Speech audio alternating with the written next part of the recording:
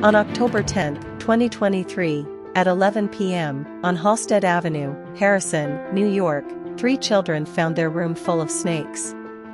Tom, Hannah, and Ginny Chiara went upstairs to bed, opened the room door, and heard hissing.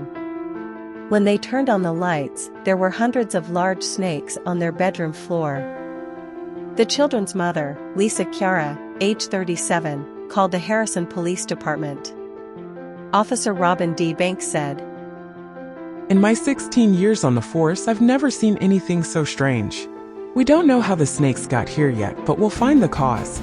One expert says that it is so unnatural for snakes to gather in someone's house like this. Herpetologist Henry Hunbar says, "The children were lucky that the snakes didn't come in while they were sleeping. They could have been, well, devoured whole by these adult Burmese pythons." The snakes were all culled.